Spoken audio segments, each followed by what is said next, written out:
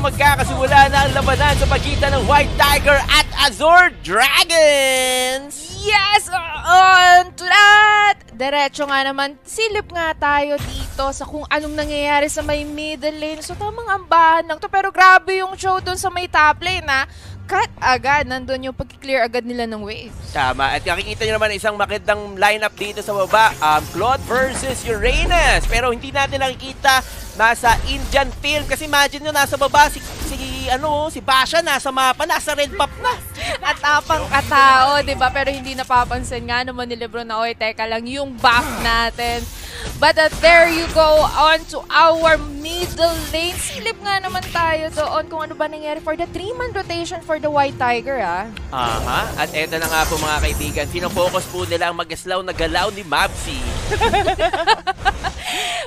Medyo ano pa lang to, no? Chillin' like a villain pa lang yung dalawa nating team. Pero gaya nga na sinasabi ko kanina pa lang, eto na nga, 2v3 ang labanan dito sa ating backside, Sir Lex. Naku po, mukhang duguan ata agad si ate nating Chicks. Pero hindi nga naman, diba? Oo, grabe naman tapang talaga ng gulong doon. No? Munti ka na nga siyang maputas at eto na nga tinahabol na ng Mavsi Galawan at nagkakahabulan. Tumasok po. First blood nakuha ng Chu! Yes, 0-1 na agad, pero naku, hindi pa rin ata titigil ang Azure Dragon dito. Umiikot nang umiikot si Vaxia natin. Talaga naman yung pagiging aggressive ng Azure Dragon na ayun na nga mga instant replay. Kinan nyo naman, humahabol. Dito mamatay yung yun, what a sima, suntok, combination, no? Yes. 1, 2, 3, punch, patay si Chicks Mix doon. Grabe naman yun. Mamaya ka nga, sabi ni Ate Chicks doon kay show natin. Pero there you go. On to that backside, kinukuha pa rin ng Azure Dragon. Hindi namin kayo bibigyan pagkakataon na mahawakan tong buff nyo. At yun na nga, it was a good steal by H2O. Ihagis pa nga doon si Knuckles, may middle lane. But there you go. Ikot-ikot pa rin si Vaxia natin. Pero sa may bottom lane, kung papansinin natin, 1v1 situation. No, it's a 2v1 situation sa may bottom lane. Pero Lebron, tamang patience is the key lang. Correct. Ginamitan na agad niya ng ultimate.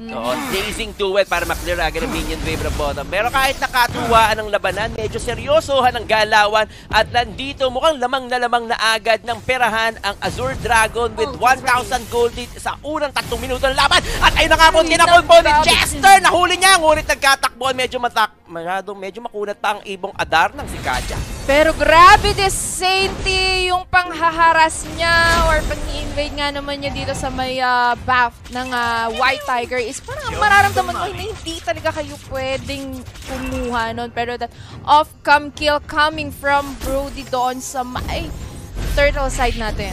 Oo, kuha. Ayun na nga po. Tinapon na naman po ni Chester. Etong si Brody at there goes the Wild Charge pa daw! Ano yun? Wild Charge pa daw! Pero teka, wait lang. Shutdown coming from Esmeralda. And I think another one for Knuckles. Pero hindi.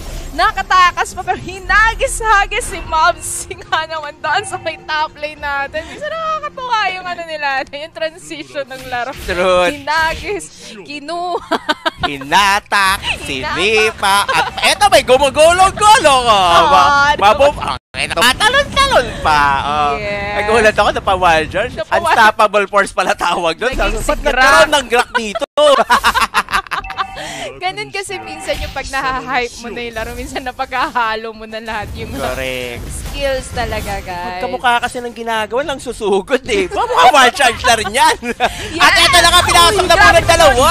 Si Claude at Blazing Duet. Ngunit wala na pong blazing Duet dahil dinuwit siya ng dalawang tangke. Ngunit nandito, humatak si Kaja habang sinisipa, sinusuntok. Ayan mga kaibigan, there goes the ultimate by H2O. At eto, what a kill combination, H2O and Joe. With the TP on coming from Sumpak. So, for our 4 minutes to 8 in favor for Azure Dragon. But here you go, 3v1 situation doon sa may ating turtle at napatay. Sick boss, pain natin sa kamay ng Azure Dragon. So, eto naman, Persian, no? Walang halong trash talk to. Pero napapansin sa score ng White Tiger, 2-9. Tapos si Pain Prix, 0-3. Si Chicks Mix, 0-3. Si Lebron, 0-2.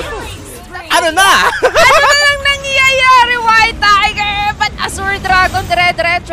naman. So talagang lamang na kami. So akin na to, di ba? Pero mapapansin mo for that back, siya ikot-ikot lang. Correct. Mukhang mapapakanta to. Ikot-ikot lang. Ikot-ikot. Naku po, Sir Lex, ano pa nangyayari dito sa may middle lane natin? At ito na nga, kinuha na nila. Objectives. Siyempre, hindi naman kasi puro kill lang dapat. Kuha din ng objective para matapos na, no? Ang balita ko kasi, sabi ng Azure Dragon, binigyan na nga nila ng partida ang White Tiger. Pero hindi pa rin daw nila papanalunin. Ayaw namin mangyari yon, pero nakikita natin double kill na nga ang ating Brody. Ako, nagkakaroon ng bakbakan and it's a triple kill nga naman for that one. Grabe kasi, alam mo yun, napabayaan nila si H2O. Early game pa lang talaga na kumuha ng kill. So, doon talaga yung tendency na makakapagpa-item ako ng mas mabilis. Oh, what a beautiful triple kill made by H2O, ah! At 240 na po ang score. Ay, ano nga ba ang pwedeng gawin ng White Tiger laban sa Azure Dragon, knowing na 6 minutes pa lang yung laban natin para makikita mo yung kalamangan agad ng Azure Dragon against the White Tiger. Palagay mo ba may comeback pa to?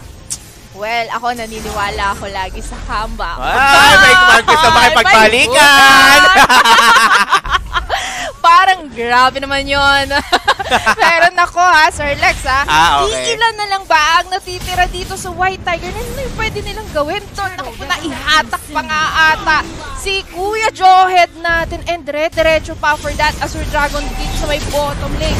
Uy, buti na lang na shutdown ng Esmeralda ang Brody. So medyo malaki ang nakuha kaperahan ng Esmeralda doon. Ngunit hindi na siya makakatakas dahil pinasok na siya ng 3 miyembro ng Azure Dragon. At ito ang 2 tangke, si Sainty at saka si Drogi nandito sa loob. Ayun, napatay. Ang sabi ng Azure Dragon, sige, bibigyan na ka namin kayo ng kill, nakakaawa naman. Parang pinagbigyan na niya ni Sir Doggy. Sige na nga, dito na nga ako magdi-display. Pero naku po, hindi pa rin natatapos ang laban natin na Johead versus Uranus. Napatay ka ngayon, Uranus. Hindi laging Pasko. Pero kita mo naman yung pagiging aggressive talaga ng Azure Dragon dito na. Ay, kahit Sanctore ka pa, kahit sugurin ko na kayo sa loob nyo mismo, wala na akong makipagpalit ng base. Gusto ata nila abutin yung fountain doon sa kabila eh. Wala daw, hindi daw sila mapatay. Napasok na tayo doon sa fountain. Diba? Pumatay naman kayo, parang gano'n na lang yung gustong sabihin ng Azure Dragon sa White Tiger. Oo, feeling ko kasama sa partida yun. Tara, pakamatay naman tayo. Bigyan naman natin itong mga to. Wala pang score eh. At ito nagkakahabulan. Mukhang makakatakas po si Mavzy. At nandito nahabol po ng Chu. Ang naiiwang si Chester. Ngunit hindi, nandun po si Chase Mix para itulak ng apoy ng kanila. Yun na nga po, naku, hinabol pa ni Chester, pero naku, disengage na lang din doon. Nakapatay na naman ang ating Brody, and I think it's another one. Turtle has been slain. Naku, grabe na ultimate, and it's a double kill. Esmeralda, ay naku, hindi ko na talaga malaman nasaan yung clash natin. It's because of ang dami talagang nangyayari. At sa nakakatuwa doon guys, kahit po nag-blazing duet ang Claude sa gitna ng labanan, ay walang nangyari mga kaibigan. Ayun, nag-blazing duet sa dalawa. Sabi ng dalawa, walang bawas yan, Lebron.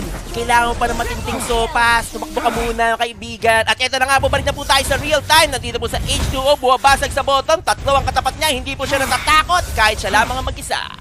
Wala na akong dapat pang patunayan sa mga oras na to, sabi nga ata ni H2O for that 13-2-4 KDA. Di ba kung mapapansin natin, kapag alam natin, kapag kaganyan na yung score ng ating core, is talaga namang kampante na siya na anytime of magkakaroon ng clash, makakapatay. Ang sakit ng damage niya kanina pa. Exactly, tama ka doon. And actually ako, isa sa mga pinaka-tinitingnan ko. Ayun na nga, pumasok na nga po si Drogi! Naglalaro sa loob, akala mo si Johnson beyond the tower! Feeling ko alam pong pinag-usapan dito, tinawagan na doon ng chicks, hindi ka magpapakamatay sa akin, sa labas ka matutulog! Parang yun na nga yung feeling ko knowing na, pero kita mo si H2O, bin na to, papaloob ng base, and it's a killing spree for that Claude. Pero grabe, nakapatay pa rin si Brody doon ng isa. Ito na nga ata yung pagbawi na ginagawa ng White Tiger against Azure. Tama, feeling ko na, tinawagan na rin ng chicks mix eh. Ikaw H2O, pag hindi ka nagpakamatay, hindi ka naapak ng padi sa bootcamp. No, nagkakapantaan na to, nagkakapantaan. Sir Lex, Grabe ah. Kita mo yung ginagawa nung Azure Dragon. I mean, si Doggy pa lang kanina, di ba? Pinasok niya talaga. Wala siyang pakialam. Nilalamon na ng Torre, di ba? Nagpakamatay right then and then. Correct. Talaga naman, may takutan na. Eto na nga ba? Yung comeback na inaantay natin for that White Tiger. Pero naku, lumalaban pa rin. On to that top lane, si Kuya sumpak natin. Oh, kita mo si Grabe. Doggy. Oo. Sige nga, Lebro. Sige, Ano? Sige, Lebro. Ano? sige. Gugulok. Butasin mo nga gulok. Butasin mo nga gulok. Kita mo. Tatakbo na. Naku po, pero ayun na nga si H2O, paparating na at nagkaroon pa ng turnaround kill and diretso nga naman to sa ating kauna-unahang Lord. Ikaw naman, Mabsi Humabol ka pa kay Doggy Ayan, nahata ka tuloy ni Kalia. At yan na nga mga kaibigan, there goes the kill by Pain Flicks. At ayan, kinukuha na po ni H2O ang Lord. At ayan na nga, nakuha. Sino ang nakakuha ng Lord? Sino nga ba nakakuha ng Lord? And I think it's a double kill for that Joe with that TP on Chester. Saan ka pupunta? Sabi ng Azure Dragon dito, wala ka nang pwedeng paglagyan. Mamamatay ka! Uy, grabe! Pinapapatay sa minion, no? Pinapapatay sa minion! Iyahatid ata sa minion, eh! Grabe! Makikita mo pala yung ganung galawan, may trash mo ka ng ganap. Diba kung paano mang asar yung Azure Dragon? Ayun, no, sa minion lang pumapatay, oh! Guys! Iyahatid sa base talaga. Ayan na, ang nakakuha po ng Dragon ay walang iba kundi, ay ang Lord walang iba kundi ang Azure Dragon. At dito na nga matatapos ang labanan. Mukhang nandito na. Sinusubukan pa rin pong i-def ng White Tiger. Ngunit ang 5 miyembro ng kupunan ng Azure Dragons kasama ang Lord. Sabi nga, don't be afraid. The Lord is with you. At eto, kumakalampag na po ang Lord. Ito nga ba, tatapusin nga ba ng Azure Dragon ng kauna-unahang laban natin sa araw na to? Naku, mukhang hindi pa rin ata, no? Mapapansin mo, ayaw nilang tapusan kahit kaya na nila. Ang nangyayari, pinatatagal ngayon ng Azure Dragon pa yung laban. So, White Tiger, parang feeling ko tama yung sinabi mo. Nagkaroon na ata ng takot. Oo.